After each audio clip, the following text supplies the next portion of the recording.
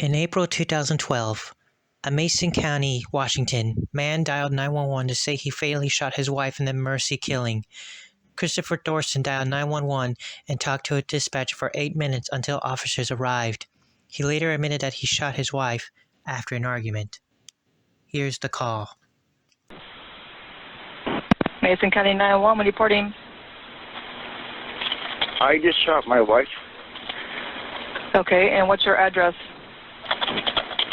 Okay, and is she still alive? Probably not. I shot her twice.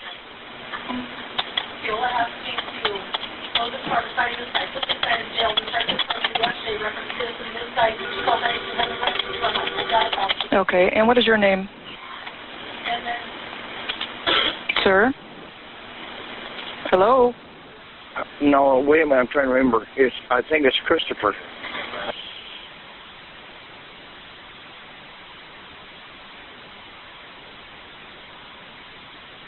Okay, Christopher, do you know your last name? Christopher. Thorson. What's that?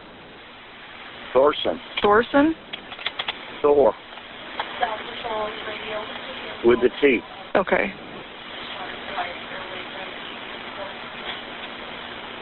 And can you spell the whole thing for me?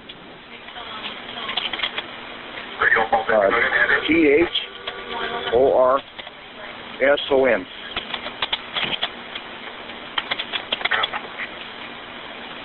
And why did you shoot your wife? I couldn't put up with her any longer. She's been really sick, and she asked me to do it.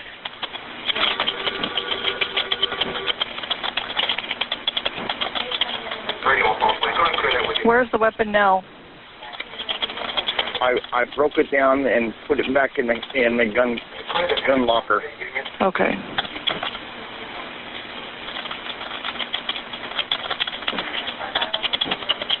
And what was she sick with? She has dementia real bad, and she's got to be a wicked person. Okay. And where did you shoot her? What part of her body? Well, she was on the couch, and I shot her probably in the stomach area. And you said twice? Yeah, I shot her twice. Okay. And what did you shoot her with? What caliber gun? A 12-gauge shotgun.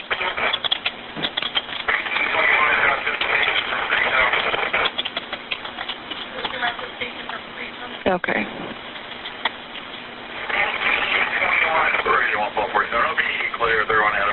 Okay, and you said, what was your first name? Christopher. Christopher, okay. And are you inside the house still? Well, yeah, I'm sitting on the back porch because I didn't want to do this. Okay. What's her condition? Is he advised? Also, to contact 20. Can you get back? I'm gonna put you on hold for just one moment. Don't hang up.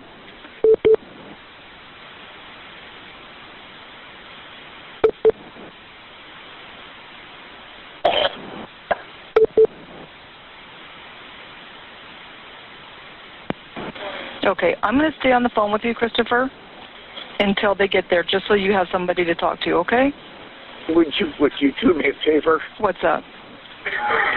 Don't tell them to come up here with lights, sirens, because I don't want any people to know what you do. He's asking for a silent approach from everybody because he doesn't want everybody to know what he's done. Okay, and Christopher, do you spell your first name with a K or a CH? We'll see if I come back. Okay. I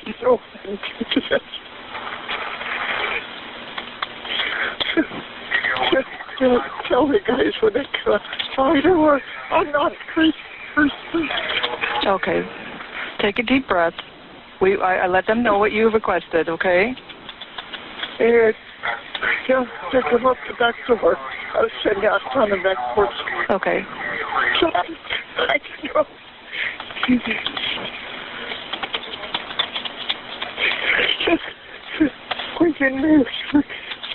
7 years. I would like to do this.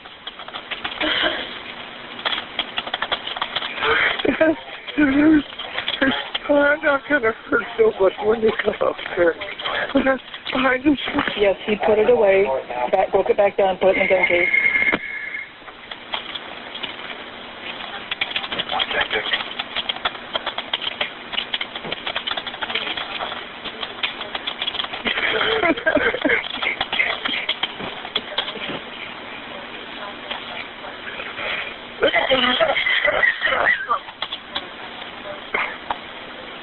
I want to do this.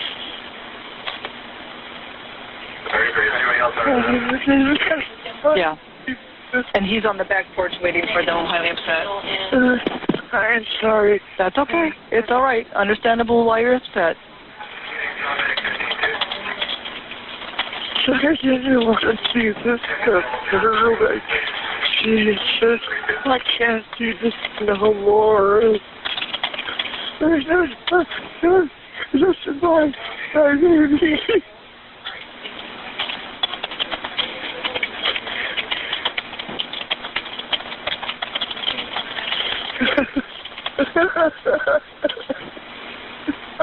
Oh, God, I didn't want to do that. Man, it was all cursing in her head.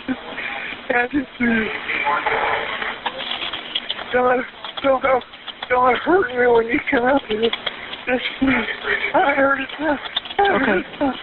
Just, I'm going to tell you what, because you did shoot your wife, there are several officers coming in first, and they're going to make contact with you, and they may have their guns drawn. Make sure that you don't make any sudden moves, and that you're very open. Okay. On the back porch. Okay, and be very open with them as you have been with me. Okay, and then the medics are going to come in and confirm, okay? Okay. But just stay on the phone with me until they get there. Yeah, my heart is dying now. I should have shot myself too. Oh,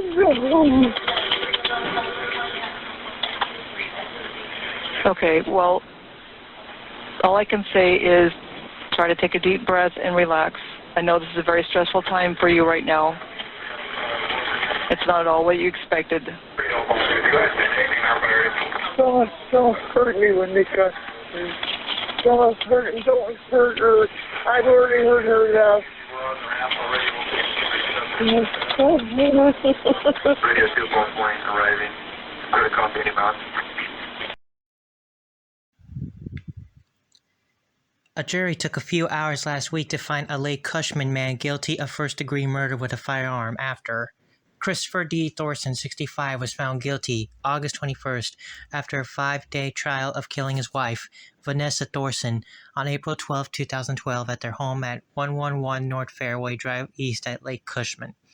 Thorson was charged in April 2012 with domestic violence, murder in the first degree with a firearm with aggravating circumstances. The jury returned a verdict at 5:30 p.m. after deliberating for much of the afternoon. I think it was the proper verdict based on the facts and the law, Mason County Prosecutor Mike Dorsey said in a phone interview Thursday. Thorson's sentencing is scheduled for 9 a.m. on September 10th. He faces a sentence of up to 26 years on the first-degree murder conviction and an additional 5 years because the murder involved a firearm. Thorson was an officer with the State Department of Corrections at the Washington Correction Center at the time of the shooting. The jury did not affirm two special verdicts that it was instructed to consider. The first asked him whether Thorson knew his wife was particularly vulnerable at the time of the shooting and whether that vulnerability was a substantial factor in the crime. The second special verdict asked if the crime exhibited deliberate cruelty. If the jury agreed to the special verdicts, Mason County Superior Court Judge Tony Sheldon would have had the opportunity to sentence Thorson beyond the standard range, Dorsey said. The jury was also instructed to consider lesser charges of second-degree murder and first-degree manslaughter. If they did not find Thorson guilty of first-degree murder during his trial, Thorson admitted that he shot his wife of 37 years twice with a shotgun after they had been drinking and arguing. However, his attorneys, Rick Cords and James Lacunen of Olympia, argued that Thorson was in an alcohol-induced intoxication delirium and was incapable of forming the intent to kill his wife of premeditating the crime, both elements necessary for a first-degree murder conviction. They said Thorson should be convicted of manslaughter. Thorson's blood alcohol level was 0.14 several hours after the shooting. When he was booked into the Mason County Jail, Vanessa Thorson's blood alcohol content when she was killed was 0.45. Dorsey, who led the prosecution, said that based on Thorson's own statements, he picked out the shotgun from a chest full of several guns, assembled the gun, loaded it, shot his wife, disassembled the gun, and went out to his back porch to smoke and have a glass of wine before he called 911. Lawrence Berry J. Christopher Thorson appeals his first-degree murder conviction. He argues that the trial court erred in refusing to give his proposed diminished capacity instruction because the trial court gave a voluntary intoxication instruction which allowed Mr. Thorson to argue his theory of the case. We affirm. Facts. On April 12, 2012, after a week of heavy drinking, Christopher Thorson shot and killed his wife, Vanessa Thorson, in their home. After the shooting, Mr. Thorson called 911 to report that he had just shot his wife and that he would be waiting on his back porch for police to arrive. During a police interview, Mr. Thorson explained that his 37-year marriage had been collapsing due to multiple stresses and that he and Mrs. Thorson had number 32997-6 III, State v. Thorson, been arguing and drinking heavily before the shooting. An autopsy revealed that Miss Thorson's blood alcohol level at death was 0.45. Mr. Thorson's blood alcohol level was estimated to be about 0.234 at the time of the shooting.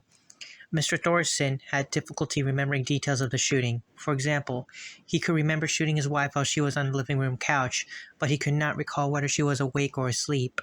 When the detective asked Mr. Thorson what he was thinking when he shot Miss Thorson, he responded, "I don't personally think that I ever made a decision, because if I was rationally thinking, I would never have done that. But we may have sat and had an argument, but would I have done anything to hurt her? Hell, in 37 years, I never raised my hand to that woman." X11 at 48. The state charged Mr. Thorson with premeditated first-degree murder with a firearm, enchantment, and alleged as aggravating factors that 1. Mr. Thorson knew or should have known the victim was particularly vulnerable, and 2. Mr. Thorson manifested deliberate cruelty to the victim. Detective Jeffrey Rhodes interviewed Mr. Thorson shortly after the shooting and testified at trial that it was apparent that Mr. Thorson was under the influence of alcohol. I noted the odor of intoxicants on him as he spoke. He advised that he had been drinking. However, he was able to maintain communication with me for approximately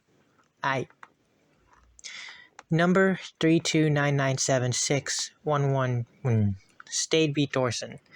Believe the hour and 33 minutes. I think this is the total time on the recording. There was 6 times he would go off on other subjects, but he was always able to come back to the subject we were talking about.